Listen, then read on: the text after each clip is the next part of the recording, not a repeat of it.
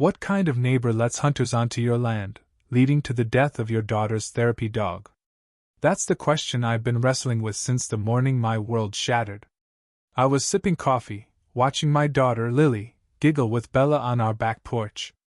Bella, part golden retriever, part miracle, was dragging her favorite squeaky bone through the dirt, her back legs wobbling from nerve damage. Then, a gunshot ripped through the quiet, splitting the sky. By the time I reached them, Bella's tail had stopped wagging, her fur soaked red. Lily's screams echoed off the barn, scattering the chickens. That dog wasn't just a pet, she was family, the one who'd pulled Lily through the darkness after her accident 2 years ago. Bella could sense panic attacks before they hit, calming Lily like a levying, breathing weighted blanket. And now, she was gone. It was a crisp morning, the dew still clinging to the grass. Lily, scarred but healing, had been taking Bella for her slow shuffle across our pasture, a daily ritual that brought her laughter back. I just set my mug down, ready to join them, when the shot rang out. Barefoot, I vaulted the fence, heart pounding, and slid down the muddy hill. Lily was on her knees, sobbing. Bella lay still, blood pooling beneath her, the squeaky bone a few feet away. 3 men in camo stood across the fence, one cradling a rifle. Thought it was a hog, one said, shrugging. She was crawling through the brush. No apology, just cold stares, like I was the problem. I couldn't speak. I scooped Bella's limp body into my arms, her warmth fading, and carried her back to the house, Lily stumbling behind, her sobs breaking my heart. We buried Bella under the old oak where she loved to nap. Lily wouldn't come inside, she sat by the grave, clutching a blanket, staring into nothing. It was like losing Bella snuffed out the light she'd fought so hard to reclaim. That night, I pored over the security footage with a flashlight. The camera caught it all, Margaret, our HOA president, unlocking the side gate to my pasture, while viewing the hunters through, even pointing toward the trees like she was handing them a map. Her lips clearly said, "Go get him." My fists clenched so hard the flashlight cracked. This wasn't a mistake, it was deliberate. Margaret had turned my land, fenced and marked private, into her personal hunting ground, and Bella paid the price. The next morning, I marched to Margaret's porch. She was sipping iced tea, cool as a cucumber. "They shot my daughter's therapy dog," I said, voice steady but burning. She raised an eyebrow. "That mutt crawling through the weeds? They thought it was a wild animal. My friends are experienced hunters." I told her she was on camera opening the gate, that it was trespassing and cruelty. She leaned back, smirking. "Should have locked it better. Besides, that back lot's technically part of the community greenbelt. Read your HOA rules." Rage pulsed in my jaw, but I walked away, not defeated, planning. You can poke a bear, but you don't shoot its cub and expect to walk away unscathed. I drove to the county office at dawn, fueled by bitter coffee and Margaret's smug voice. I'd owned this land for 30 years, long before Margaret and her HOA nonsense rolled in. The clerk handed me a folder of boundary maps and zoning records. The survey was clear, my pasture was mine, no greenbelt, no overlap. I asked about recent claims. The clerk frowned, checking her screen. "Someone named Margaret Hensley filed to reclassify your northeast border as open use. Denied. She's not the owner." So, Margaret had tried to rewrite my property lines behind my back. I thanked the clerk, drove home, and found Lily still by the window, pale, staring at Bella's grave. I set a cup of tea beside her, kissed her head, and got to work. In the barn, I laid out my case, gate photos, security screenshots, Margaret's HOA email about a wild game tour, her Facebook post bragging about expanding active EY zones. It painted a picture of a woman who thought rules didn't apply to her, who'd let armed strangers onto my land, killing a registered therapy dog.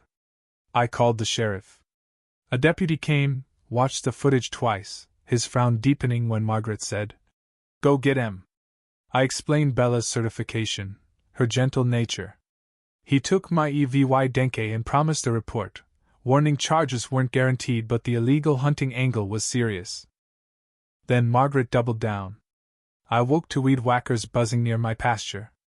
2 landscaping trucks were parked just over my fence, men in neon vests hacking my grass, a sign reading, HOA beautification in progress. I snapped photos, called the sheriff, and confronted the workers. They said they were told it was HOA land. No permits, no papers. I warned them they were on camera. They hesitated, one calling his boss.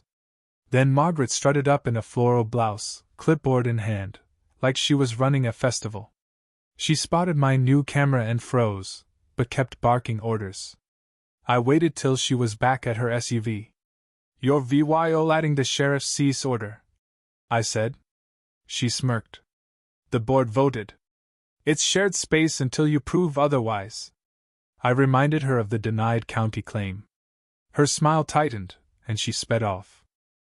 The deputy returned, took my new footage, and filed it as repeated CIVYL interference. That night, I found Margaret's HOA email inviting board members to a sunset wine tasting on my land, claiming it as a community outreach zone. I printed it, highlighted it, and added it to my binder. The next day, I watched from my tractor as they set up chairs, lanterns, and party lights on my pasture for an HOA meeting. Margaret pitched annexing my land to boost home values. Someone asked if I'd approved. She laughed. "He'll come around." I recorded it all, then slipped back to the barn unseen. I took my EVY denke to the local paper and a columnist who loved community drama. He took my USB drive, eyes gleaming. Then I met my attorney, Tom, a sharp-eyed local. He reviewed my binder and whistled. "Royal flush," he called it, drafting an injunction for trespassing, harassment, and endangerment. But I wanted more quiet, rural justice. I called Mason, a beekeeper friend. He delivered 3 humming beehives to the tree line by Margaret's party spot. "Ain't nobody viewing wine next to 1,000 bees." He grinned. I added a sign. "Caution, active apiary area. No trespassing."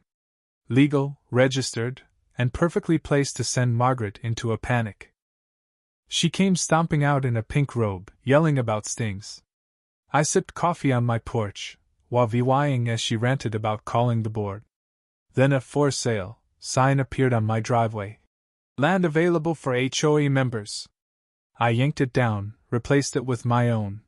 "Private property. Not for sale. Trespassers reported." A trail cam caught Margaret sneaking out to remove it. Her control was crumbling. Neighbors whispered she'd gone too far. Delivery drivers bore her shouting.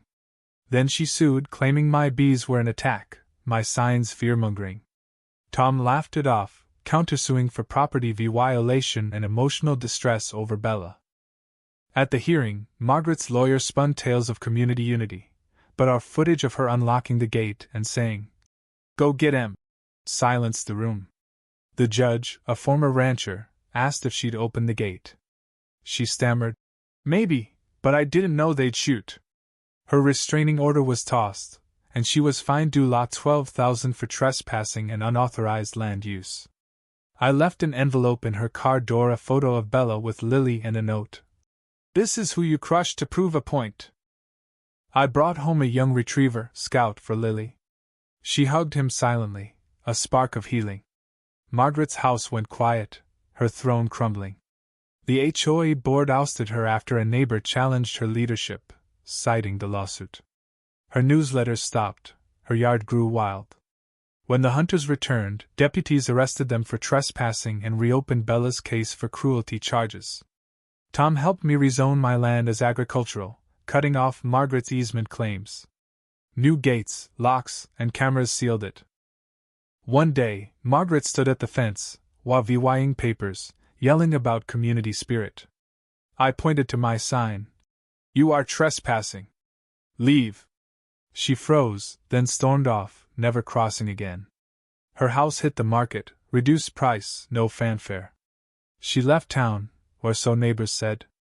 I didn't care. Lily and I rebuilt Bella's corner, planting a garden of sunflowers and daisies. We carved a marker. A quiet friend who gave everything. Scout rolled in the dirt as we worked, and Lily smiled, stronger each day. The land was ours again, its peace hard won, its soil remembering who it belonged to.